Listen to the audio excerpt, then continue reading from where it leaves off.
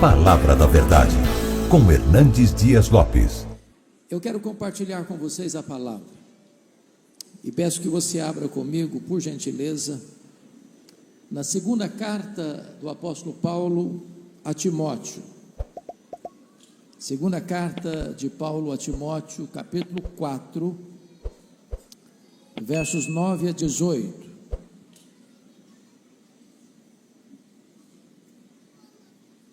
Versos 9 a 18.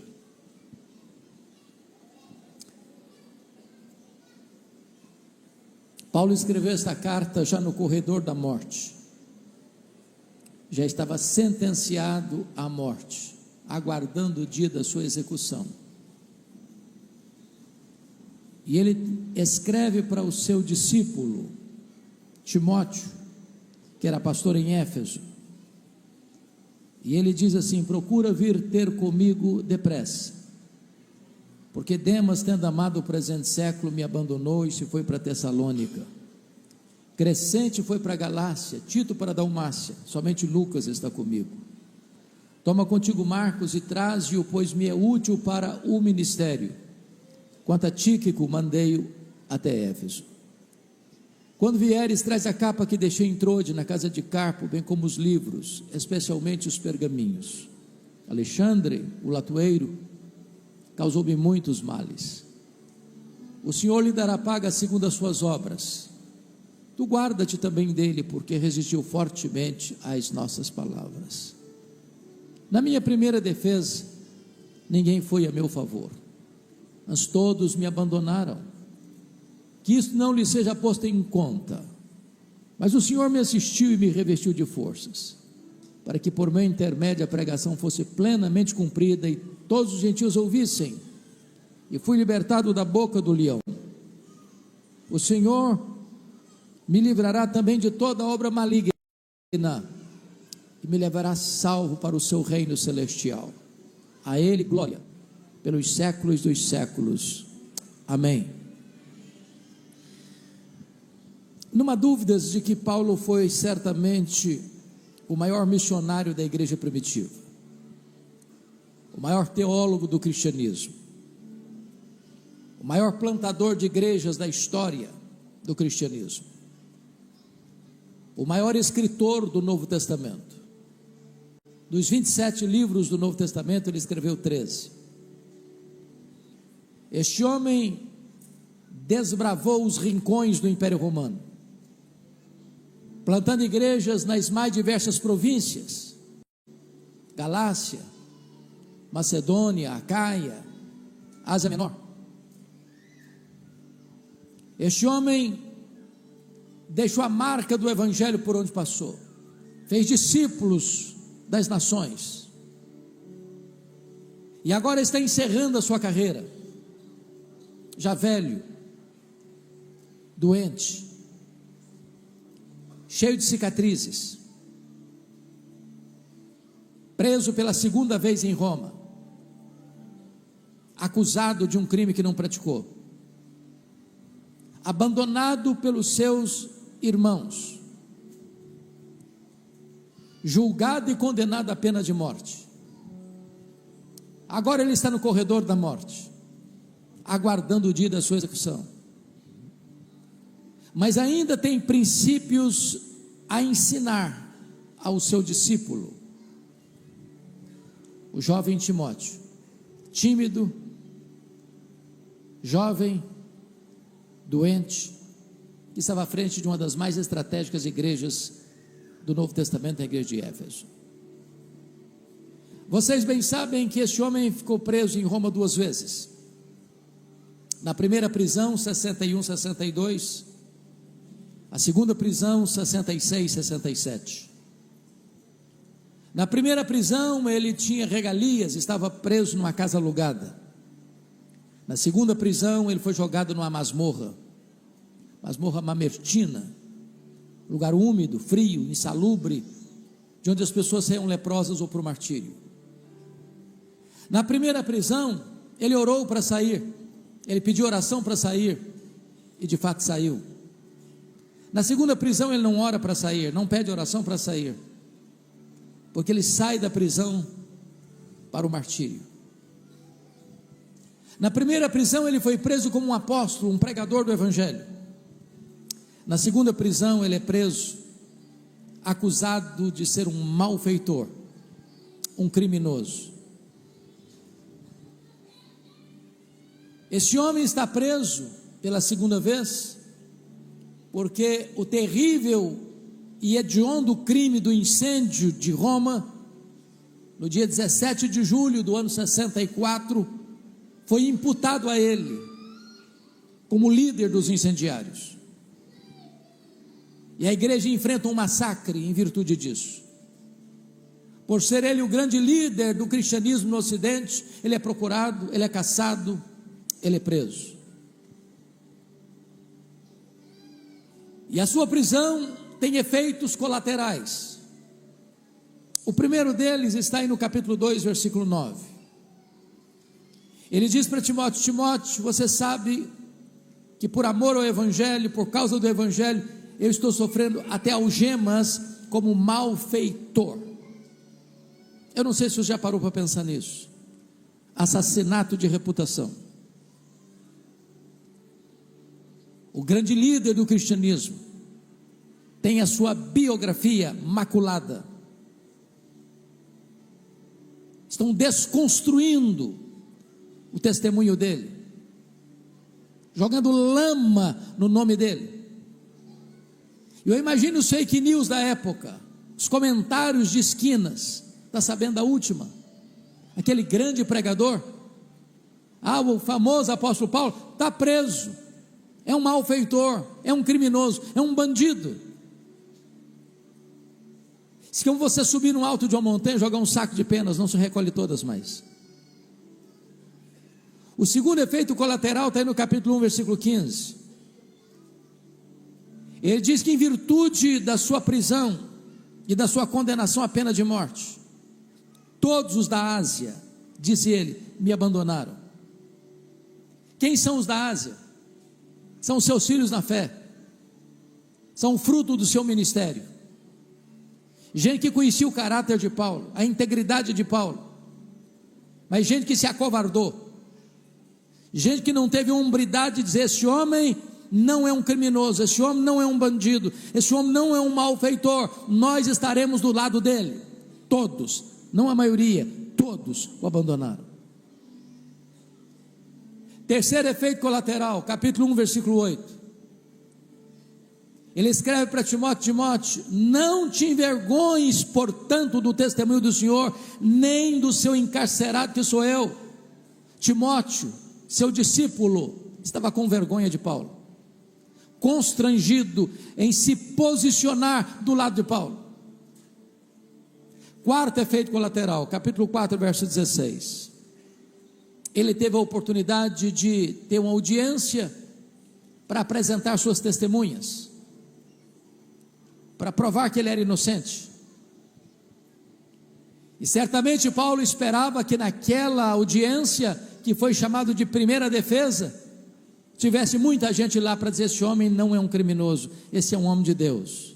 Diz o texto: na minha primeira defesa, ninguém foi a meu favor, antes todos me abandonaram. E ele é julgado à revelia. Por ser um cidadão romano, não é crucificado, mas ele é condenado à pena de morte e foi degolado. Pense comigo num discipulador que está discipulando um jovem pastor. O discipulador está preso, está velho, está doente, está cheio de cicatrizes, está pobre, está abandonado, está acusado de um crime que não praticou, está injustamente condenado à pena de morte, está no corredor da morte, aguardando o dia da sua execução. E você pergunta: um discipulador desse ainda tem condições de discipular alguém? Ele ainda tem estrutura para passar ensinamentos? E eu gostaria que então, à luz do texto, nós olhássemos algumas lições, alguns princípios que ele nos passa dentro desse viés do discipulado. Primeiramente, versículo 9, confira aí comigo. Ele diz: Timóteo, procura vir ter comigo depressa. E o princípio é este: quando a crise bater à porta da sua vida, tenha humildade de pedir ajuda. Não fique sozinho. Eu quero dizer para você que a crise chega e chega para todos democraticamente. Não estamos numa estufa, numa redoma de vidro, num jardim grinaldado de flores. A crise chega. Ela bate à nossa porta. E quando a crise chega, a solidão é uma péssima companhia. Gente precisa de Deus, mas gente precisa de gente. Todos nós precisamos de um ombro amigo, de alguém com quem abrir o coração, de alguém para quem repartir as nossas dores e dividir as nossas cargas. Não há cristianismo isolado, não há ovelha sem rebanho, não há ramo fora do tronco da videira. Todos nós precisamos de um ombro, de alguém, para quem você possa dizer: venha ter comigo depressa. Eu pergunto a vocês nesta noite: quem são seus amigos? Para quem você abre o coração? Com quem você reparte as suas dores mais profundas? Um dos fenômenos para mim mais tristes dos últimos anos é a quantidade de pastores que têm cometido suicídio. E a pergunta é: meu Deus, por quê? Ele não encontrou um amigo, um conselheiro, um discipulador, alguém com quem ele pudesse abrir o coração e pedir ajuda. Não se isole, não entre dentro de um casulo, peça ajuda, busque ajuda, atenda ao conselho do apóstolo Paulo. Segundo princípio que eu aprendo, está no versículo 10, ele diz: porque Demas, tendo amado o presente século, me abandonou e se foi para Tessalônica. E o princípio é esse: quando alguém decepcionar você, não faça registros de mágoas, põe o pé na estrada e continue caminhando. Isso não é se, é quando. As pessoas nos decepcionam e nós decepcionamos as pessoas.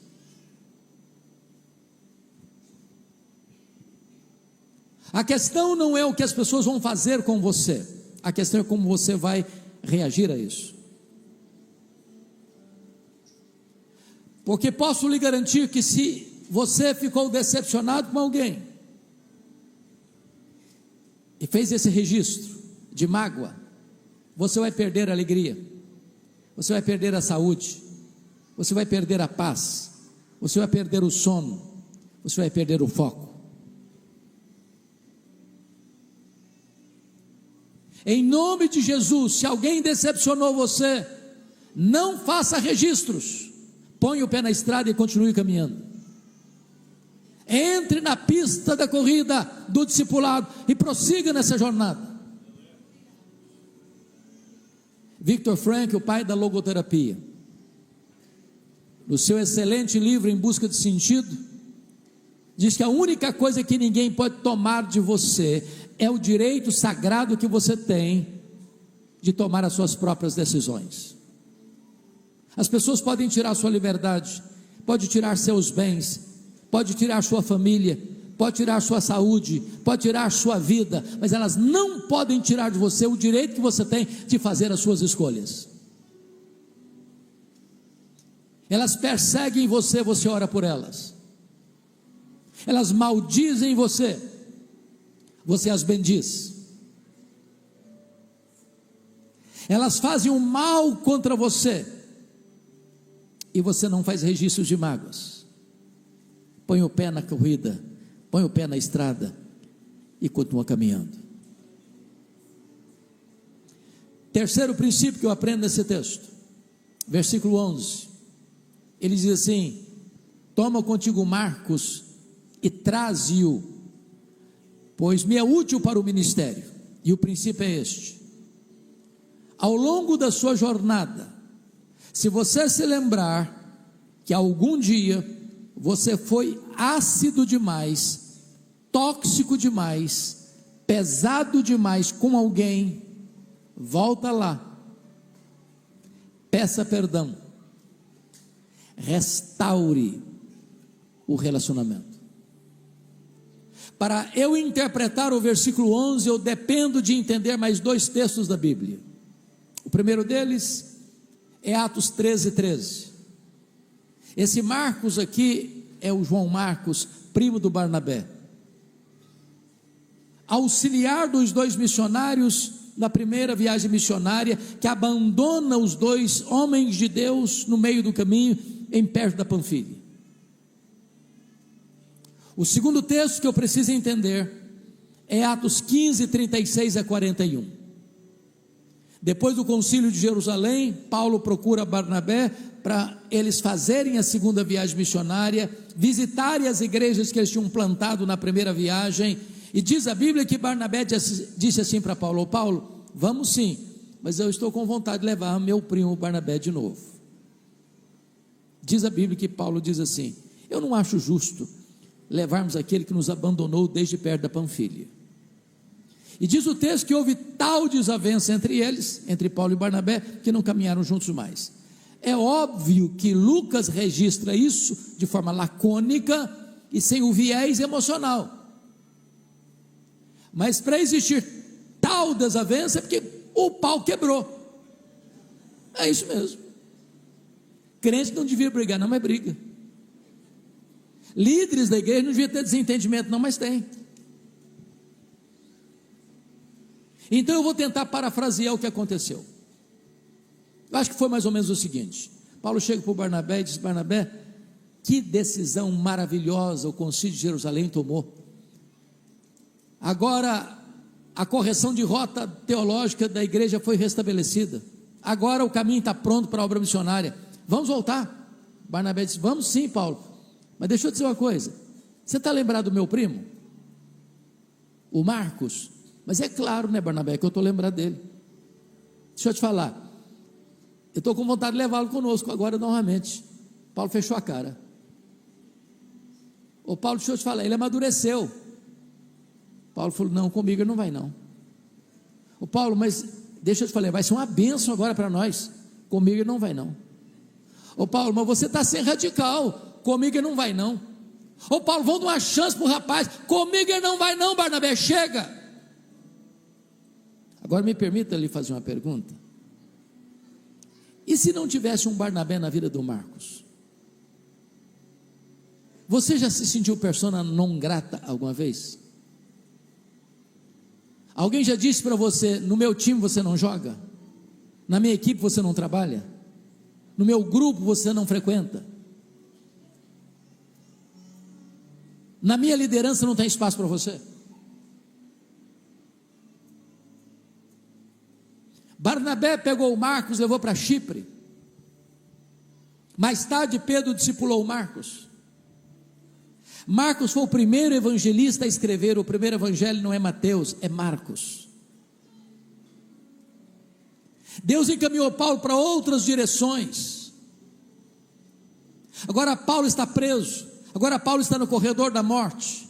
Agora Paulo está fazendo uma faxina na sua alma.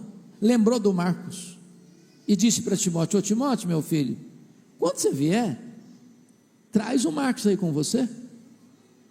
Ele me é útil para o ministério. Sabe o que Paulo está nos ensinando aqui? Você nunca é tão grande como quando você é humilde. Paulo está nos ensinando que você não perde a autoridade espiritual ao reconhecer um erro e pedir perdão. Paulo está nos ensinando aqui que ninguém está preparado para viver e ninguém está preparado para morrer, deixando pessoas feridas pelos caminhos da vida. Paulo está nos ensinando aqui que o verdadeiro discipulado passa pelo perdão. Você precisa construir pontes de reconciliação, onde um dia você cavou abismos de mágoas. Volta lá. Talvez você foi duro demais. Talvez você machucou alguém.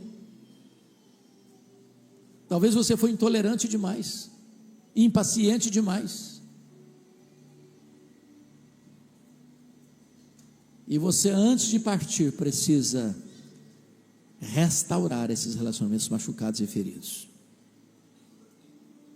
Quarto princípio. Versículo 13. Quando você vier, Timóteo, traz aí a capa que eu deixei em Troade, na casa de Carpo, bem como os livros, especialmente os pergaminhos. E o princípio é esse: por mais difícil que seja a situação que você esteja vivendo, nunca perca o entusiasmo, o prazer, a alegria de estudar a palavra de Deus. Os pergaminhos eram as cópias da Bíblia que Paulo tinha. Meus irmãos, Paulo estava numa masmorra escura, úmida, fria. Ele está velho, ele está doente, ele não tem uma capa surrada para usar no inverno, mas ele ainda quer estudar mais a palavra de Deus. Paulo está morrendo e quer estudar mais. Tem gente que vive a vida toda e não estuda nada. Eu quero encorajar você, meu irmão, minha irmã, a ser um estudioso da palavra de Deus, a mergulhar na palavra de Deus, a ter fome da palavra de Deus, a introjetar as riquezas insondáveis desse livro na sua alma, a fim de que você pense de acordo com a palavra de Deus, a fim de que você fale de acordo com a palavra de Deus, a fim de que você haja de acordo com a palavra de Deus, a fim de que você haja instruído pela palavra de Deus, a fim de que a palavra de Deus seja o norte da sua vida. Eu não sei se vocês concordam comigo,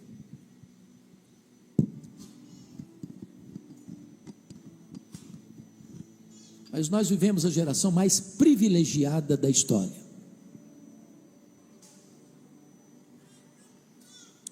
É a nossa geração que viu essa transição.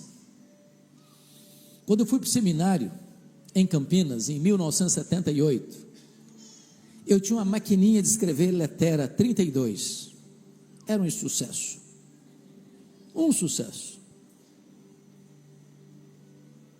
Quando eu vi o primeiro computador na vida, eu já era pastor há muitos anos. O meu primeiro computador era potentíssimo. Ele tinha 2 gigas. Pensa num negócio extraordinário.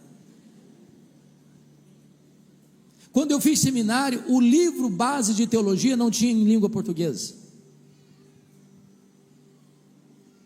Hoje, você acessa qualquer coisa que você quiser com um clique de um dedo. Hoje você pega um texto bíblico e pede a IA para lhe dar um esboço, eu te dou um esboço extraordinário. Hoje você tem Bíblia de estudo para criança, para adolescente, para jovem, para adulto, para casado, para descasado, para empresário, para empregado, de todo jeito que você quiser. E ao mesmo tempo nós estamos vivendo uma geração analfabeta da Bíblia. Não há discipulado sem Bíblia. Não há crente forte sem Bíblia. Não há igreja saudável sem Bíblia. E eu quero encorajar fortemente você, não importa a circunstância, estude a palavra, estude a palavra, estude a palavra, estude a palavra. Quinto princípio, confira comigo aí o versículo de número 14. Alexandre o latoeiro causou-me muitos males, o Senhor lhe dará paga segundo as suas obras. Tu guarda-te também dele, porque ele resistiu fortemente às nossas palavras. E o princípio é este: quando alguém deliberadamente fizer um mal a você, tome a decisão de perdoar e entregue essa causa para Deus. Irmãos, uma coisa é alguém estar chateado com você e você nem está sabendo disso. Eu não sei se vocês já chegaram naquele nível espiritual que ninguém mais fala mal de vocês. Talvez vocês já chegaram, eu não estou sabendo. Mas pastor Lipão, de vez em quando eu tomo alguns sustos na igreja. Eu chego, alguém me puxa do lado e diz: vem cá, eu estou muito chateado com o senhor. E eu disse: mas por quê? O senhor está lembrado daquele dia? Eu falei: não estou. Aquele dia que o senhor chegou? Eu falei: também não estou. Que o senhor falou com fulano, com beltrano, com ciclano, e passou reto e não falou comigo. E a pessoa pensou que você fez isso de forma intencional, e ficou magoada. E pode ser verdade, você passou em um lapso de memória, um minuto de desatenção, um descuido. Agora é muito diferente quando alguém maquina, quando alguém trama, quando alguém orquestra, quando alguém urde, quando alguém conspira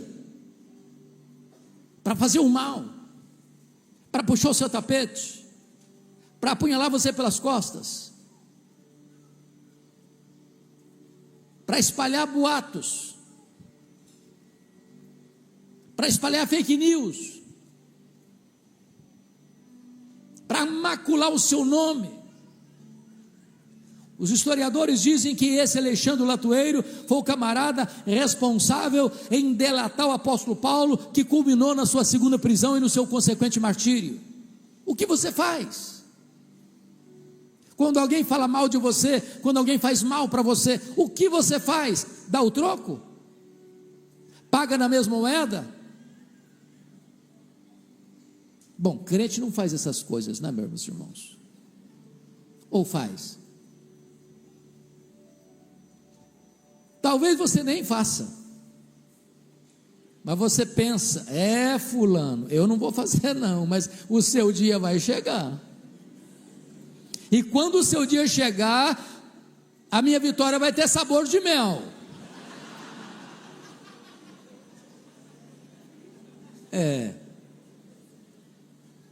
Meus amados, não pode ser assim, não deve ser assim. Papel de um crente, ao ser machucado, ferido, injustiçado, é perdoar e entregar essa causa para Deus. Nós não sabemos fazer isso. Tomar em nossas mãos o revide é usurpar uma atribuição e prerrogativa exclusiva de Deus. A mim me pertence a vingança, diz o Senhor, eu retribuirei. Perdoe. E eu não estou lhe dizendo que perdoar é fácil, não. O perdão não é uma obra natural, o perdão é uma obra da graça de Deus em nosso coração. Eu não sei se já disse isso aqui nesta querida igreja. Uma das dores mais, ou talvez a mais dolorosa que eu já senti até hoje na vida, ocorreu em 1982, quando eu estava começando o meu pastorado em Bragança Paulista. Meu irmão acima de mim, que tinha completado 27 anos no dia anterior, foi brutalmente assassinado pelo primo primeiro da sua mulher, com 11 golpes de faca, todos mortais. Quando eu recebi o telefonema, a dor foi tão avassaladora que foi como que um soco no meu estômago, eu perdi a voz. Mas me lembro que a primeira palavra que Deus botou na minha boca foi esta: eu perdoo o assassino. Eu não tinha outra opção. Ou perdoava ou adoecia, ou perdoava ou minha vida transformar-se no inferno, ou perdoava ou teria que abandonar o ministério. Mas eu quero lhes dizer que o perdão é maior que o ódio. O perdão cura, o perdão liberta, o perdão restaura. O perdão é a asepsia da alma, é a faxina da mente, é a alforria do coração. Então, se alguém machucou você na história da sua vida, tome a decisão de perdoar e entregar esta causa para Deus. Sexta lição, versículo 16: na minha primeira defesa ninguém foi a meu favor, mas todos me abandonaram, que isso não lhe seja posto em conta. E o princípio é esse: se um dia você chegar a uma situação tão difícil, tão dolorosa, que as pessoas que caminharam com você virem as costas para você, que as pessoas que conhecem você e sabem da sua integridade, mesmo assim acusem você, se chegar um momento tão doloroso que alguém sentencie você injustamente, e você padeça a injustiça dos homens, saiba de uma coisa: Deus nunca vai desamparar você. É o que Paulo menciona no versículo 17: mas o Senhor me assistiu e me revestiu de forças. Os homens podem nos decepcionar, Deus jamais. Os homens podem nos abandonar, Deus jamais. Os homens podem praticar injustiça contra nós, Deus jamais. Se lhe faltar assistência da terra, não lhe faltará assistência do céu. Se lhe faltar a ajuda dos homens, não lhe faltará o socorro divino.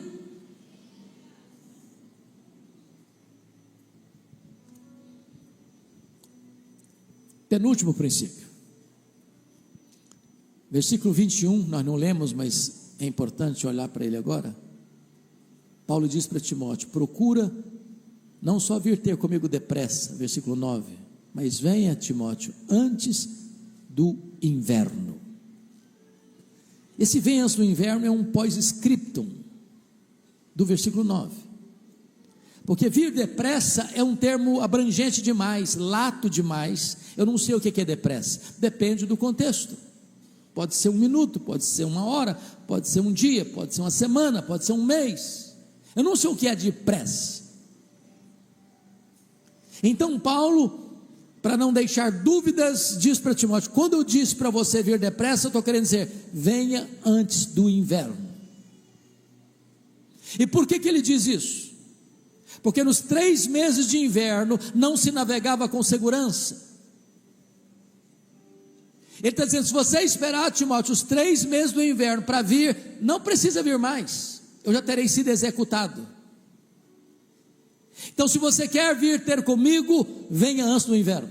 Lição aprendida: há coisas na vida que ou você faz hoje, ou você nunca mais vai ter chance de fazê-lo. Oportunidades passam. É aquela conversa, é aquela visita, é aquele confronto, é aquele perdão, é aquela ajuda financeira, é aquele abraço. Faça hoje para você não chorar a dor do remorso amanhã. Eu não sei se você concorda comigo nesse quesito, mas há 2 coisas na cultura brasileira que me machuca até. Eu não consigo entender. A primeira coisa que eu não consigo entender é o fato de defunto receber mais elogio do que qualquer outra pessoa. Eu nunca vi ninguém receber tanto elogio quanto o defunto. Já foi em funeral, ficou meia hora na cabeceira do caixão? Toda pessoa que chega elogia, que maravilhosa, mas que pessoa maravilhosa, mas quase que canoniza a pessoa.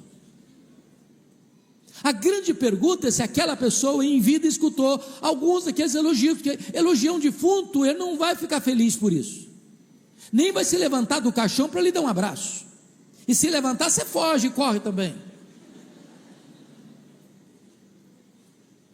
Então não espere a pessoa morrer para elogiar, não. Mas tem gente que é muito espiritual, que diz assim, não, mas esse negócio de elogiar é um perigo, a pessoa vai ficar vaidosa, soberba. O que a Bíblia proíbe, irmãos, não é o elogio. O que a Bíblia proíbe é a hipocrisia. O elogio certo, na hora certa, com a motivação certa, é um bálsamo. O casamento deve estar cheio de elogio. A relação entre os irmãos da igreja deve estar cheia de elogios. A relação de discípulo e discipulador deve estar prenhe de elogio. Elogio sincero, bálsamo de Deus, encorajamento. Encorajamento. Qual foi a última vez que você elogiou sua mulher? Qual foi a última vez que você elogiou seu marido? Qual foi a última vez que você elogiou seus pais? Elogiou seus filhos? Elogiou seu pastor? Elogiou seus irmãos? Mas a segunda coisa que me choca na nossa cultura é que defunto recebe mais flores do que gente viva. Dá para entender isso? Eu fui num funeral em Vitória, no Espírito Santo, e contei 86 coroas de flores. Contrataram um caminhãozão para levar as flores e um caminhãozinho bem pequenininho para levar o defunto. E eu fiquei do lado olhando, falei, meu Deus, o defunto não consegue tirar um botão de rosa mais, para que tanta flor para ele? Sabe por que os mortos recebem mais flores que os vivos? É porque a voz do remorso é mais forte do que a voz da gratidão. Não espere a pessoa morrer para mandar flores. Mande flores enquanto ela possa se alegrar com você. O que você precisa fazer, faça logo, faça hoje, venha antes do inverno. Último lugar, último princípio, versículo 18. Na parte B do versículo, Paulo encerra assim: a Ele glória pelos séculos dos séculos, amém. E o princípio é este: a melhor maneira de você encerrar a sua carreira, de terminar a corrida, é dando a Jesus toda a glória devida a Ele. Não a nós, Senhor, não a nós, mas ao Teu nome da glória, porque dEle, e por meio dEle, e para Ele, são todas as coisas, são todas as coisas. Não estamos construindo monumentos a nós mesmos, não estamos buscando nessa corrida medalhas de honra ou mérito, não estamos cobiçando nessa corrida o nosso troféu de campeão. Nós estamos correndo para que Ele seja glorificado, nós estamos correndo para que Ele seja exaltado, nós estamos correndo para tirar a nossa própria coroa e colocá-la aos pés do Rei da Glória, o Senhor Jesus Cristo.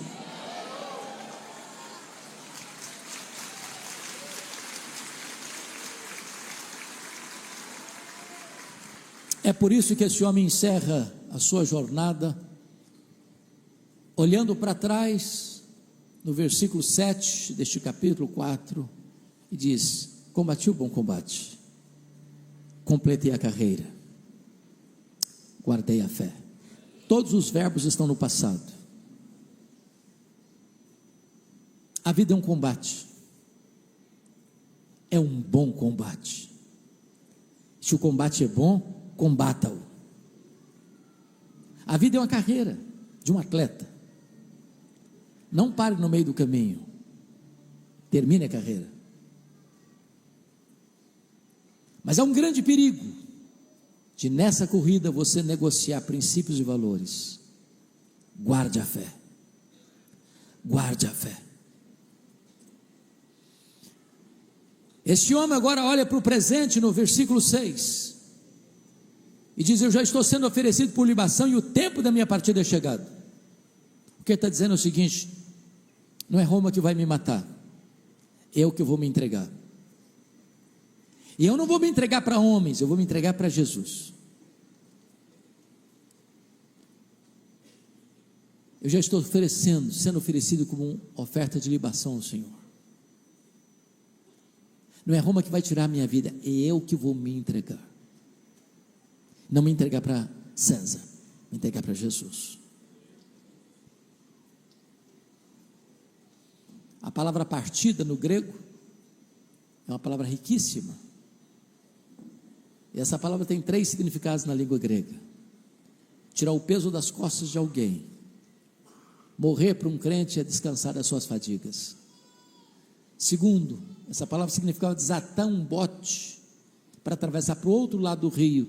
A morte para um crente é a última viagem rumo às praias áureas da eternidade. Terceiro, essa palavra significava afrouxar as estacas de uma barraca, levantar acampamento e mudar para sua casa permanente. Morrer para um crente é mudar de endereço, é ir para a casa do Pai. Paulo não está com medo de morrer, porque sabe quem tem crido e sabe para onde está indo. Mas ele fecha agora, olhando para o futuro, no versículo 8, diz: já agora a coroa da justiça me está guardada, a qual o Senhor reto juízo me dará naquele dia, e não apenas a mim, mas a todos quantos amam a sua vinda. Sabe o que ele está dizendo? Eu estou indo para o martírio, mas na verdade Roma só pode tirar a minha vida. Eu não temo aquele que só pode tirar a minha vida. Então eu estou na verdade indo para a cerimônia de subir ao pódio, e eu vou receber o prêmio, e eu vou receber a coroa daquele que é o campeão da corrida, daquele que é o dono da corrida. Eu estou indo receber a coroa. Eu estou indo para ser homenageado por aquele que me amou e me salvou e caminhou comigo toda a jornada da carreira.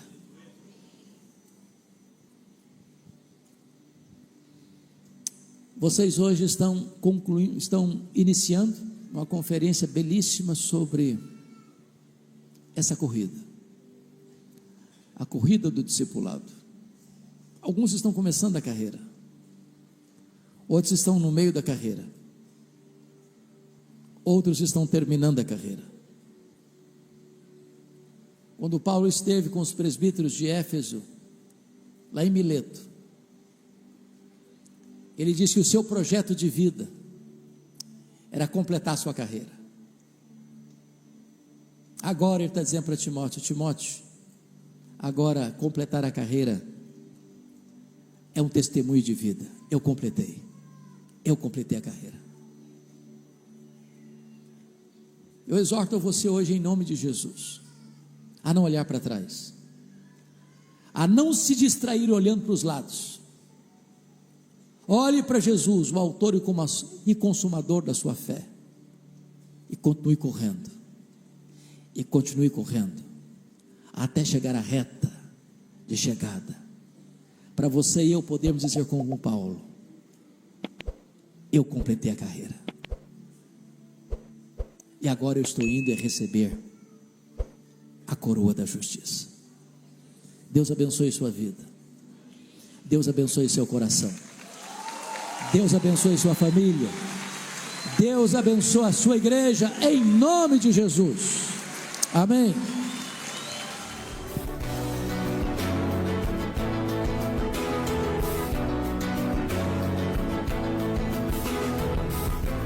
Palavra da Verdade, com Hernandes Dias Lopes.